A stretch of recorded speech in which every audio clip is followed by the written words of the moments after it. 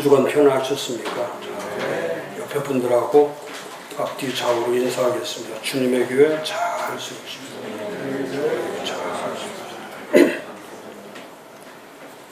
어제 2시에 얼마나 더웠습니까? 어제 2시. 근데 그냥 떼약볕에서 성전 기공예배.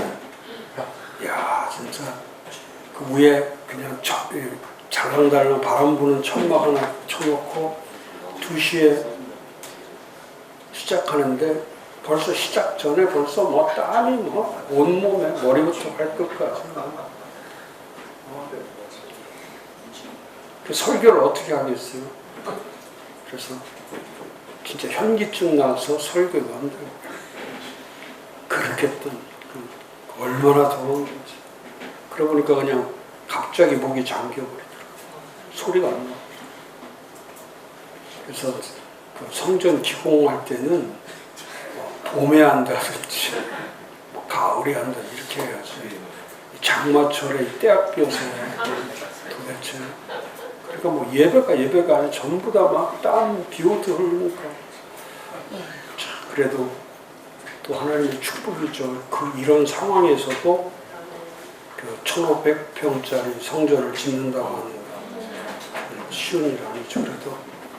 그래서 간절하게 기도해서 하나님 구름 기둥이라도 보여달라고 안 보여주시더라고요.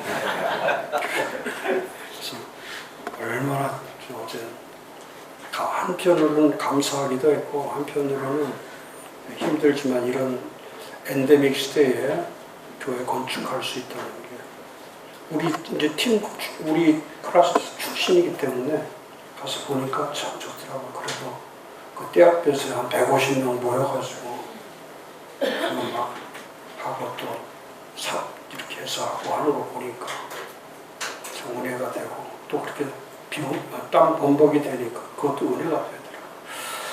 자, 오늘은 페이지 64페이지 에베소 교회의 연합에 관한 거 두 가지죠. 예수님이 이루고자 하시는 목적. 예수님이 이 땅에 오셔서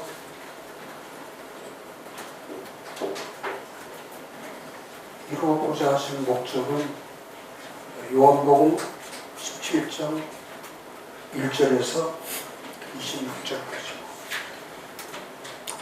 그래서 예수님도 하나 되는 연합이죠. 하나 되는 연합. 그다음에 사도 바울도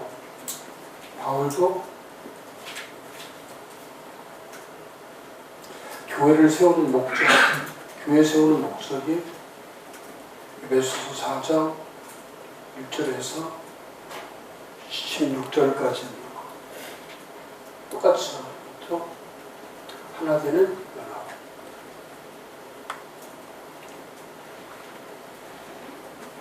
예수님과 사도 바울이 동일한 사역을 합니다.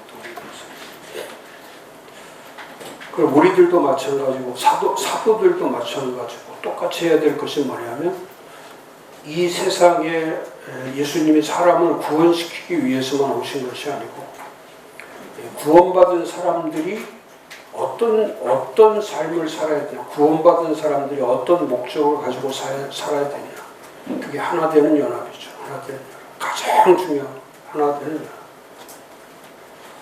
그래서 사역이든 삶이든 또 교회를 세우는 것이든 무엇이든지 간에 끝없이 우리가 강조하고 가르쳐야 될 것이 뭐냐면 요한복음 17장 1절에서 26절에 예수님의 그 마지막 제사상적 기도와 함께 예수님이 이 땅에 이루고자 하셨던 그 목적을 우리가 실현하는 것.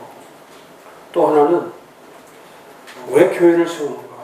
그래서 교회의 궁극적 목적은 무엇인가? 그런 의미에서 오늘 강의도 상당히 중요하죠. 그래서 이 에베소 교회는 단순히 한 교회의 모습을 말하는 것이 아니고 교회의 모델이죠, 모델. 교회가 세워져야 될 정확한 모델. 마치 사도행전이 원형교회 모델이라면 이 에베소 교회 특히 4장 1절에서 16절은 왜 교회가 연합공동체가 되어야 되는지, 왜 연합형 교회가 되어야 되는지에 대한 정확한 말씀이라고 할 수 있죠. 그래서 거기 64페이지 밑에서 두 번째 패러그라프 에베소 4장 1절에서 16절은 사도 바울의 강력한 권고죠. 교회를 세울 때에 이렇게 세워라. 그래서 모든 믿는 자와 교회는 하나님께 이렇게 되도록 기도해야 되고 신중하게 이 말씀을 이행하기 위해서 헌신되어야 한다. 그렇다면 왜 연합이 중요하고 왜 반드시 실행되어야 되는 것인지, 이미 예수님께서 요한복음 17장에서 다루었던 것처럼 사도 바울은 에베소서에서 실제적 원리를 통해서 연합공동체를 만들어가는 프로세스다, 이렇게 보면 되죠. 그래서 첫 번째로 처음은 무엇이 중요한가? 자, 에베소 교회를 세울 때, 또 아니면은 우리들도 마찬가지로 처치 플래팅 할 때에 가장 먼저 해야 될 것이 뭐냐면 프라이오리티를 정하는 거죠. 최우선순위. 그러니까 성경에 보면은 중심이 있고 최우선이 있죠. 최우선. 성경 말씀은 다양성을 주는 것이 아니라 그 밑에 있는 것이 클래리티, 명료성을 주는 거죠. 그래서 이 텍스트를 볼 때에, 성경을 볼 때에 가장 중요한 것은 65페이지 맨 위에 줄에 있는 것처럼 의도적으로 찾아내야 하는 것이 진정한 메시지죠, 메시지. 그러니까 교회를 세우라고 할 때 그 교회에 대한 진정한 메시지가 무엇인가? 그게 가장 중요하죠, 메시지. 교회를 세우는데, 제가 어제 설교할 때도 그런 설교했지만, 건물도 지어야 되지만, 성전도 지어야 되지만, 그리스도께서 말씀하신, 예수님이 말씀하신 것처럼 내 교회를 세워라. 이 땅에다가 사람들의 교회를 세우는 것이 아니라 건물로만 교회를 세우는 것이 아니라, 건물도 중요하고 사람도 중요하지만 그 건물과 사람 속에다가 주님이 주권을 갖고 계시고 주님이 머리가 되시고, 오늘 뭐 우리가 공부하는 거지만 또 주님과 연결되고 통합되고 또 주님과 일치하는 그런 교회를 세우는 것이 목적이라는 거예요. 그래서 교회 세우는 것이, 교회를 세우는 게 얼마나 위대한 일이라면 그것이 곧 그리스도를 세우는 일이라. 교회를 세우는 것이 그리스도를 세우는 일. 또 그리스도를 세우는 것이 교회를 세우는 거예요. 그래서 교회는 돈으로 짓는 것도 아니고, 교회는 사람의 기술이나 재능으로 짓는 것이 아니고, 교회를 짓는 것은 반드시 그리스도로 인해서 지어져 가는 거라고. 그리스도로 인해서. 그래서 그리스도와 잘 연결되어 있고 그리스도 안에 있고 그리스도와 함께하면 그게 교회가 세워져 갑니다.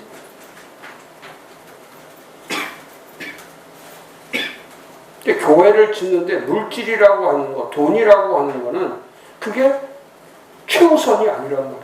최우선은 그리스도의 말씀이라고. 그리스도의 말씀. 그리스도의 말씀이 교회를 세우는데 가장 중요한 메시지가 됩니다. 그래서 거기 65페이지 맨에 사도 바울은 에베소 교회 서신을 보낸 목적은 교회를 알게 하고 최종적으로 그들의 연합, 가장 중요한 것이 교회의 목적 자체는 연합인데, 그 연합이라는 게 무엇입니까? 첫 번째 주제로 했던 거, 교회 본질에 해당되는 거. 어떻게 하는 것이 연합인가? 연합이라고 하는 것은 관계와 교리로 되어 있죠. 균형을 이루고. 사람과의 관계가 아니라 이거는 그리스도와의 교제, 그리스도와의 관계. 또 하나는 그리스도의 진리, 그리스도의 진리. 그래서 모든 교회는 이 말씀과 동의되고 합의되는 일치가 없이 불일치가 될 때에 교회는 잘못되는 거죠. 그 잘못된다는 게 뭐냐면, 교회가 잘못된다는 것은 단절과 분열, 다툼과 분쟁, 이런 것들이 교회에 침투해서 거기 4장 3절에 말한 것처럼 평안에 매는 줄로 성령이 하나 되게 하신 것을 힘써 지켜야 되는데 하나 되지 않고 자꾸 다툼과 분열과 분쟁으로 인해서 교회가 깨지는 거예요.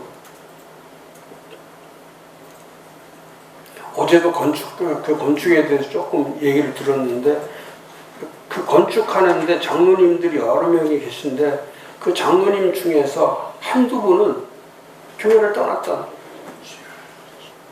뭐 이유가 뭐냐 그랬더니 하는 말이 왜 은행에서 대출을 받아서 지려고 하느냐. 그냥 돈에 맞추어서 그냥 돼 있는 돈에 맞추어서 짓지. 조금 더 잘 지는 게 무슨 의미가 있냐. 근데 이미 그 지역은 벌써 그 옆에 보니까 대단히 아파트 단지 즉 한 7층 정도가 아파트가 다 올라가고 있고 그러니까 교회는 빨리 져야 되니까 할 수 없이 그 뭐 매일같이 물가는 올라가고 하니까 늦으면 늦을수록 그걸 감당할 수가 없는 거지. 지금 10억을 빌리면 될 거를 조금 시간을 놓치면 또 15억, 20억이 돼버리고 그러니까 그 기간이 벌써 6, 7개월 쫙 미루어지니까 벌써 그때 시행사가 하려고 했던 가격하고 지금 하는 가격하고도 벌써 퍼센테이지가 10% 이상이 올라가는 거죠. 그럼 리더십은 어찌할 수 없는 거예요. 그 시기를 놓치면은 그러고 나서 아파트 만약에 20층까지 다 올라가 있으면 그 건물 짓기가 보통 힘들어요. 땅은 1000평인데 그 1000평에 건물 1500평 짓는 게 쉬운 일입니까? 그러니까 할 수 없이 이제 리더십이 뭐 저한테도 찾아와서 몇 번 얘기를 했지만 제가 그런 얘기 했어요. 하나님의 일을 늦추면 결국 그 늦어진다는 자체는 뭐냐면 하나님의 일하심의 시간을 잃어버리는 거예요. 하나님의 일하심의 시간.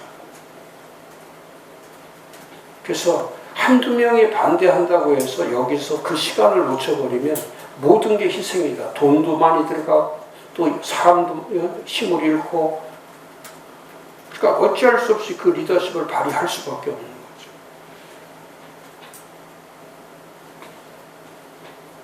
그래도 감사한 거는 교인들이 요동치 않고 한두 명이 떠났지만 그래도 요동치 않고 성전을 건축하는데 65년 된 교회인데 성전 건축하려고 하니까 그 65년 만에 성전을 건축하려고 하니까 얼마나 힘들겠어요.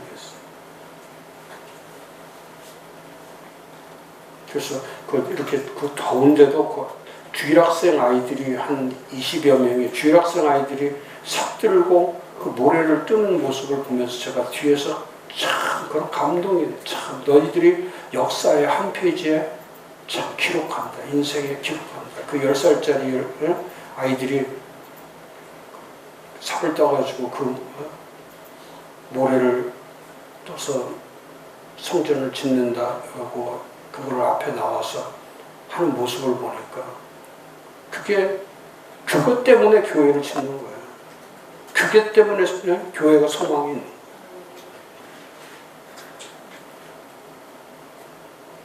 그게 진짜 하나 되는 거. 그런 어린 아이들이 얼마나 그 축복입니까?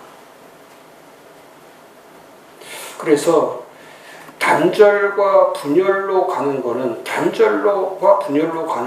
그건 성령이 원하시는 게 아니에요. 이따가도 공부하겠지만은 그 성령이 원하시는 게 아니죠. 또 13절에 보니까 우리가 다 하나님의 아들을 믿는 거고 아는 일에 하나가 되어 온전한 사람을 이루어 그리스도의 장성한 분량이 충만한 데까지 그러니까 계속해서 자라나는 거예요. 계속해서 자라나는 거예요. 그래서 에베소 교회뿐만 아니라 모든 교회들은 연합의 말씀을 정확하게 지키려는 것이 미흡하기 때문에 교리적인 말씀들을 들으려 하지도 않고 들어도 무방을 보이는 경우가 대부분이다. 그렇죠. 교회 세우자고 하면 사람들이 왜 반대합니까? 교회 세우자고 하면 왜 사람들이 부정적 시각을 갖습니까?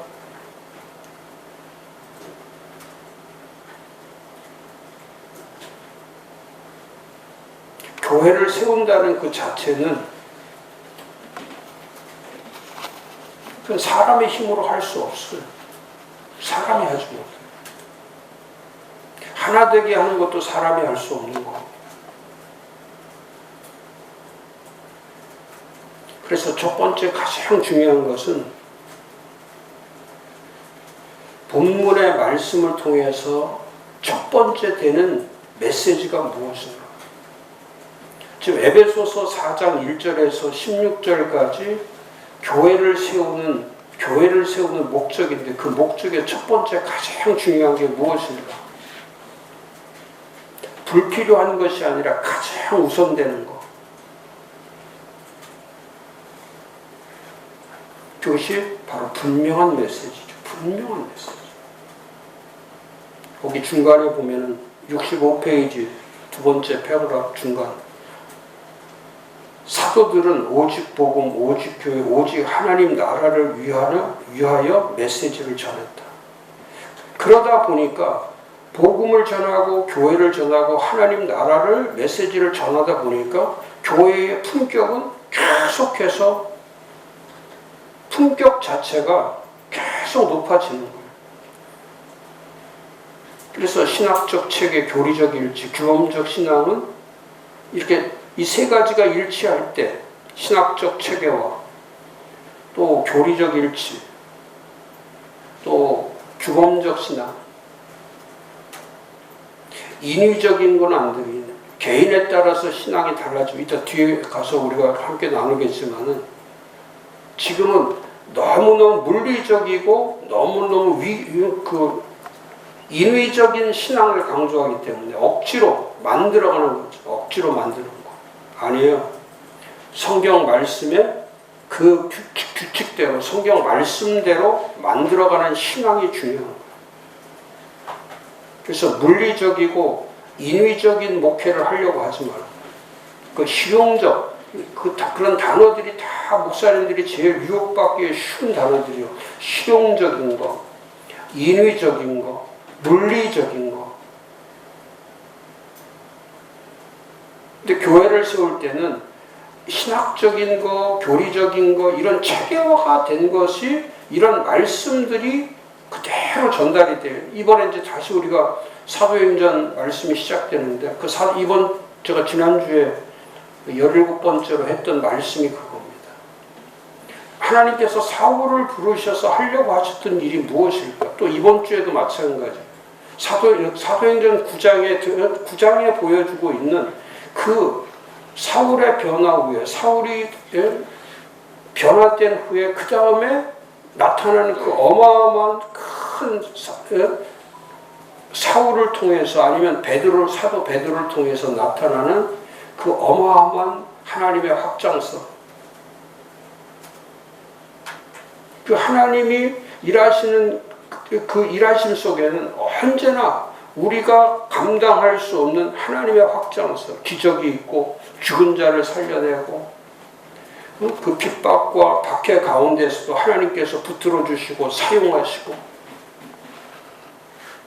그런 대반전의 역사가 일어나는 걸 우리는 성경을 통해서 똑똑히 볼 수 있죠. 그러니까 교회가 살아있으면